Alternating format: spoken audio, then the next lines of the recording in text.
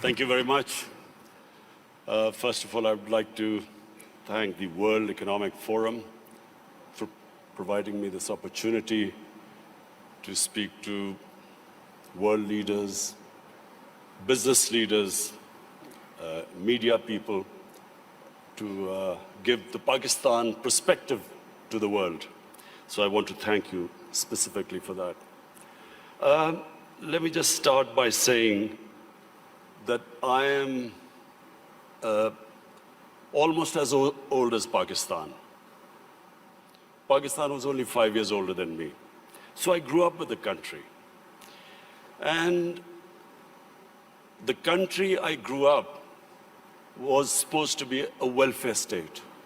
The founding fathers of our country wanted Pakistan to be what was called an Islamic welfare state. And as I grew up, I had no idea what a welfare state was. So it was when as a teenager I went to England. That's when I first discovered what a welfare state is. It's humanity, it's caring about the underprivileged. And so from then onwards, I always thought that if I ever got the opportunity, I would always want my country to be a welfare state. So this is my vision.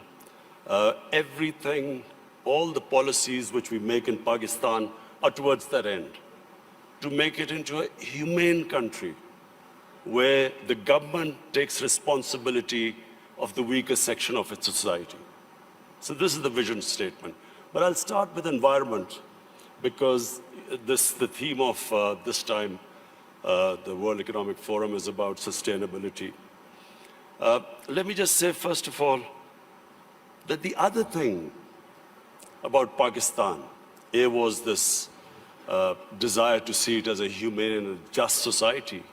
But the other thing was, as a child, I fell in love with the wilderness of Pakistan, the mountains of Pakistan. All our summer holidays were spent in the Himalayas. And so from that time onwards, what I loved about Pakistan was its wilderness, its mountains. And so, as with age I saw these mountains, this wilderness disappearing, and especially the way we destroyed our forest cover, I always resolved the second thing, that if I ever got the opportunity, I would make sure that we preserve this God-given beauty of our country. And we start a reforestation campaign. So in 2013, my party won an election in one of the provinces, which was the former northwestern western province called Pakhtunkhwa. And that's when we started one of the most ambitious campaigns to plant 1 billion trees in 4 years. And against all odds, we did it. No one expected it to happen, but we involved the local communities. We first made them understand how important trees were for the future. We made the people understand that Pakistan was very vulnerable to climate change. And we appealed to the people. We involved women in the mountainous areas to grow nurseries. And it became one of the most successful campaigns in our country's history of forestation. So we planted 1 billion trees. So when I became the Prime Minister, I resolved that we would plant 10 billion trees in Pakistan in the next 4 years. And this is now our objective. The experience we learned from the KP province, we are now using that experience to grow these nurseries, involve local communities, especially involve women, because they were very good in planting, developing and planting nurseries. So, why is it important for us to grow trees? For two reasons. One, as I mentioned, that Pakistan is vulnerable to global warming. Secondly, in our cities, pollution has become a silent killer. So unfortunately, there was no plan before, and our cities got very polluted, specifically Lahore, which had the pollution levels like Delhi in India, rose high because for some reason our planners removed 70% of the tree cover of Lahore in the last 10 years. Apart from the environmental aspect now, the third thing I realized, that you cannot make your economy grow unless and until there is peace and stability. Pakistan in the 80s became part of what was the Afghan Jihad. Pakistan became allied with the US to fight for the freedom in Afghanistan from the Soviets. We had militant groups in Pakistan trained to do guerrilla activities in Afghanistan. Once that ended, once the Soviets left, we were left with the militant groups, and Pakistan suffered the consequences. First time ever we had militant groups in Pakistan. We had sectarian groups. We had this called the Kalashnikov culture. We had drugs coming into the country. And that was a watershed in Pakistan. Things started going wrong and as I repeat, for economy, you need stability. You need peace and order. So if you have armed militias in your country, that became one of the impediments on economic growth. Come 9/11, we again joined the US in its war on terror. This time, the same militant groups that were created, Pakistan was required to disarm them. So again, we went through this process. 70,000 Pakistanis died in it. And of course, what was hit was economic growth. And then the image of Pakistan, a dangerous place in the world. So when I assumed power, my government decided that from now onwards, Pakistan will only partner another country in peace. We would not become part of any other conflict. We would not join any country in its conflict. And since then, we have played our part. We have tried to ease tensions between Saudi Arabia and Iran. I also tried to, between the United States and Iran, we tried to do our part, play our part in easing tensions. In Afghanistan, in the peace process now, Pakistan is partnering with the United States to get the Taliban to talk to the Afghanistan government. It is the nearest we are to some sort of a peaceful solution in Afghanistan. The third issue, economics. When my government came into power, as you mentioned, we inherited the worst economic crisis in our history. The biggest current account deficit, the biggest fiscal deficit, where almost reserves which would have lasted about a month. Since then, I must pay tribute to my economic team. And of course, we took very tough decisions. I have been in public eye for 40 years, but the sort of public attitude I have to face in the last 1 year, I've never faced in my life because of all these tough economic decisions we've taken. People are hurting. Naturally, when you do stabilization, you squeeze the economy, people hurt. But we have gone through this very tough period. And mercifully, our economy stabilized. The rupee that was falling, it's now, in fact, in the last few months, it's gained a bit. Our stock market has gone up. Investment in Pakistan year to year has gone up by 200%. So things are we are in the right direction, although I have to say we still have a lot of hard work to do. This year now, we are looking towards economic growth. The idea is now so that we provide employment, bring in investment in Pakistan, create the conditions. And I'm happy to say that in 1 year, according to the World Bank, that index of ease of doing business, Pakistan went up 28 points in the ease of doing business. We were in the top 10 countries, which made the biggest improvement. What are the advantages of Pakistan? Number one is our population. We are 210 million people. 60% of Pakistanis are below the age of 30. This is the real strength of Pakistan. Unfortunately, we have neglected this young population because we did not concentrate on skill development, equipping them to employ themselves, become entrepreneurs, provide young people to the industry. But now we have started a program of skill development. We have partnered World Economic Forum in this, this program of Skill Gap, and we have laid a huge amount of money for startups, young people, encouraging them to start their own businesses. This is the first time we've done apprenticeship. We are encouraging industries now to employ young people. So this is really a big source. This is a big resource which will, we hope, one day lift Pakistan. The other advantages Pakistan have, number one, is our mineral wealth. Sadly, untapped. Pakistan is sitting on one of the most precious gold and copper reserves. Unfortunately, we've had a few issues, so these reserves have remained untapped, but we have enough reserves that we can pay off all our foreign debt. We also have one of the largest coal reserves. We have rare earth minerals. We have unexplored gas reserves.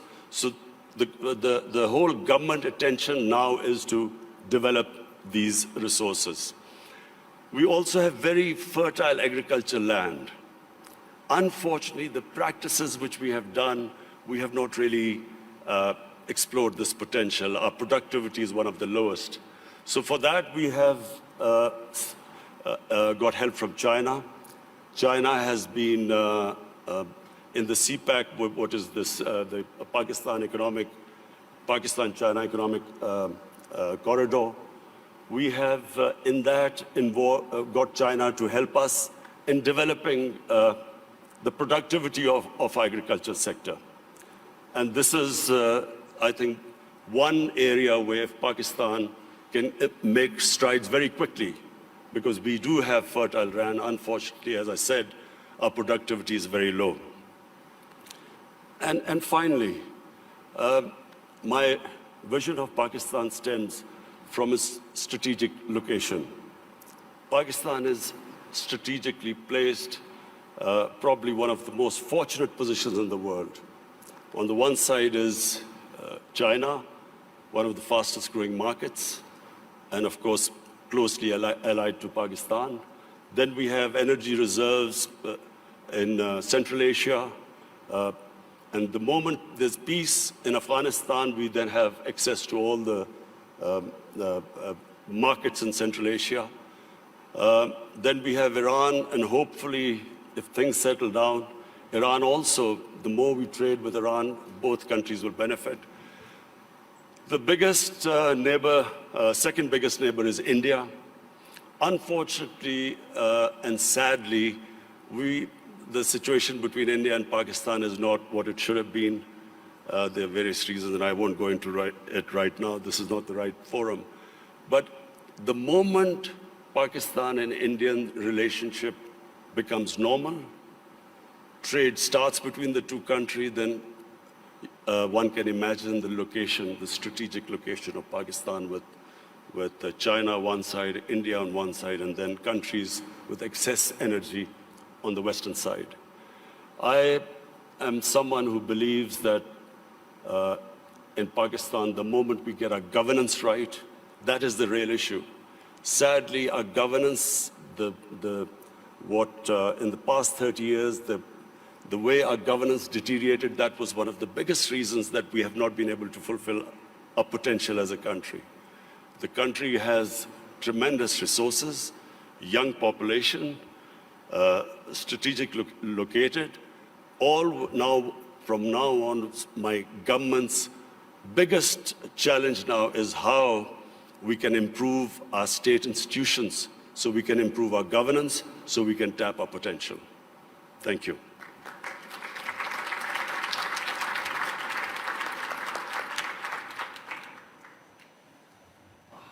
Thank you very much, Mr. Prime Minister.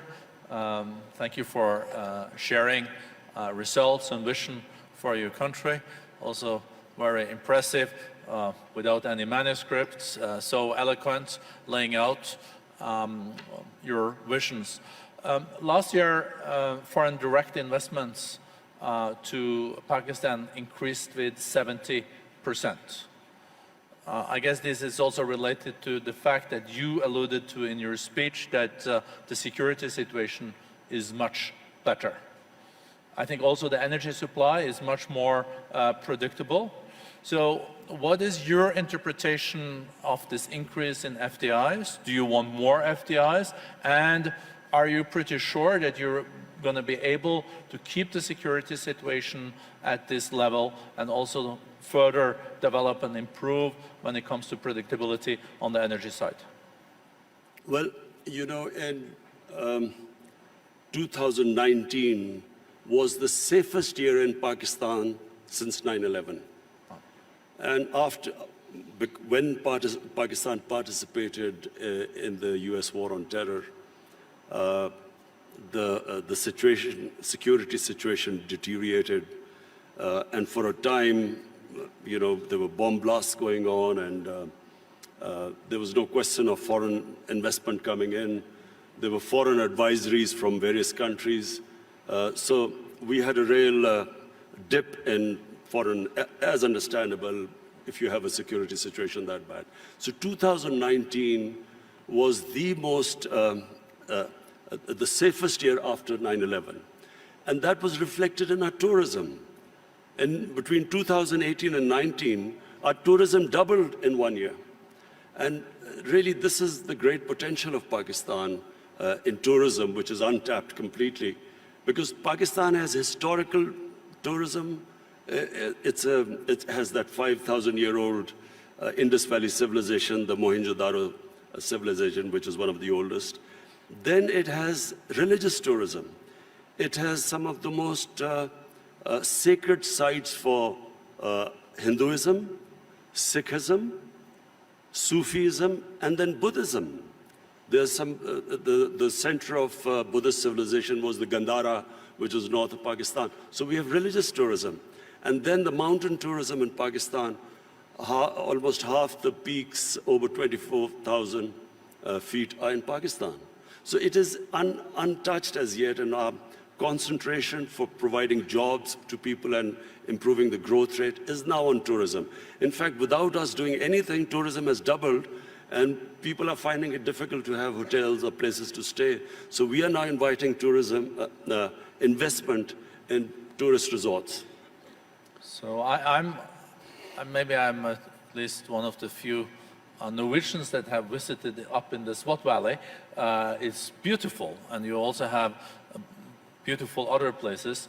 I think Swat Valley used to be the honeymoon place, even in Pakistan. Is it now also, you see tourism also in these areas where the Pakistani Taliban used to run, and you're not concerned that Pakistani Taliban can come back, and you're pretty sure that this is on safe footing?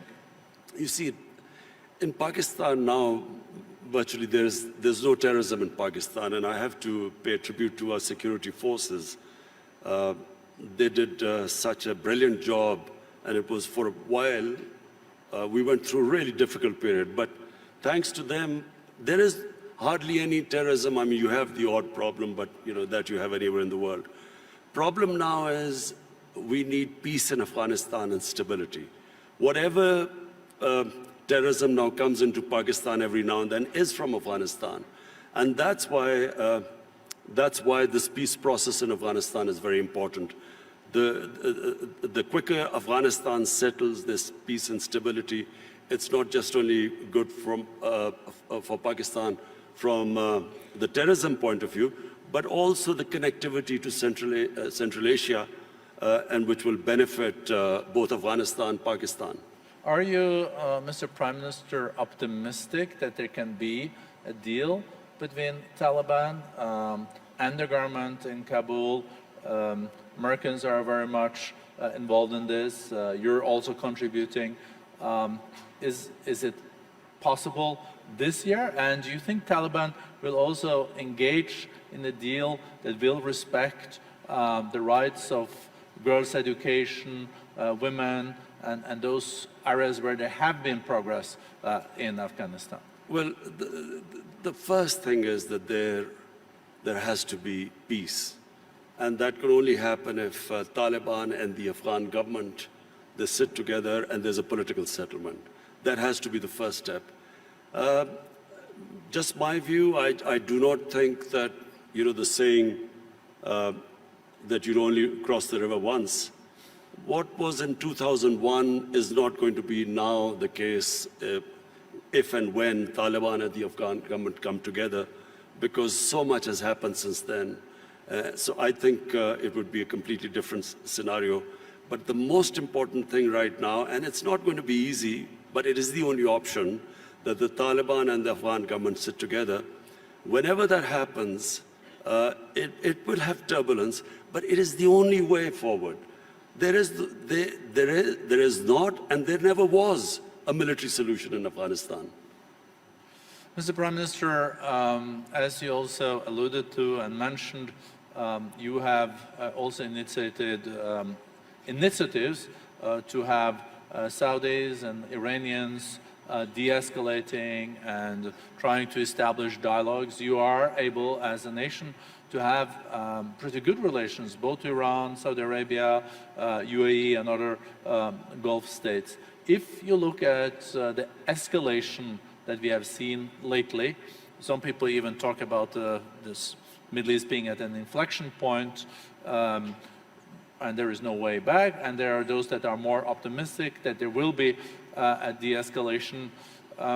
You will continue to contribute in that process, and how do you see that unfolding in the year to come after Americans killed General Soleimani and etc.? Is U.S. deterrence back in the region? Are you short-term, medium-term optimistic on de-escalation, or is this something that really keeps you up at night?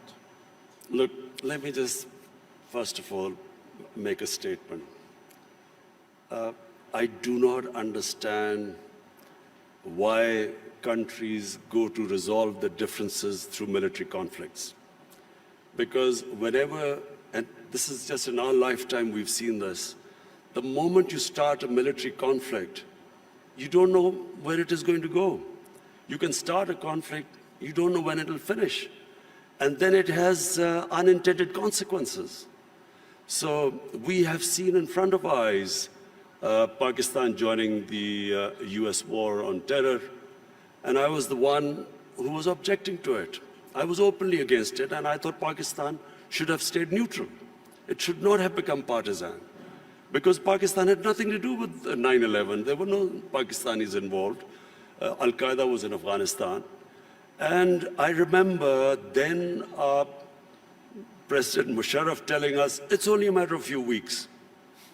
So 70,000 people dead later, 10 years later, over $100 billion lost to the economy later, finally we realized we had made a mistake. And the US and Afghanistan, 18, 19 years of this war and $1 trillion down the drain. So I do not think this is a way to resolve issues. And the worst thing that could happen is if there's a conflict between Iran and the US and its allies, it'll be a disaster.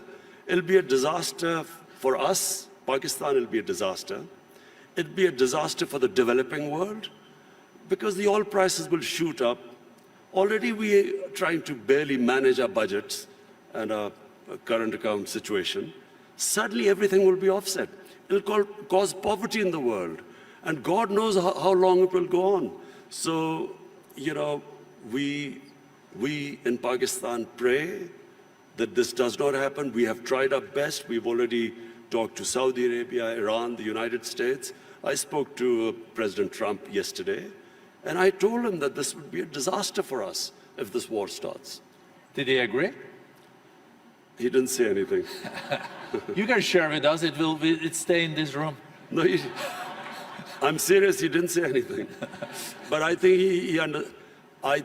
I think he understood, because this would be, in my opinion, it'll be insanity, because just Afghanistan is still not resolved, and Iran would even be a bigger problem. Mr. Prime Minister, you also underlined, coming back to the more domestic opportunities and challenges in your country, this accelerator that we have agreed on skills and upskilling and reskilling between the World Economic Forum and Pakistan. I think there is a huge potential. I think the youth bulge, the youth of Pakistan is a huge opportunity. How important do you think education is in this context, and how do you look at the national curriculum and the madrasas and the importance of teaching world-class math and sciences? You know, the tragedy of my country, because as I said, I grew up with my country, and in the 60s, Pakistan was the most exciting thing happening in Asia. It was the fastest growing country. We were moving fastest towards industrialization, our universities. I think your GDP was even higher than India's per capita, wasn't it? It's certainly, our industrial production was more than the 4 Asian tigers put together: Indonesia, Malaysia, Thailand, and Philippines. So it was, the fastest growing country. And we lost our way. One was ill-conceived nationalization, which stunted this industrial growth. We could have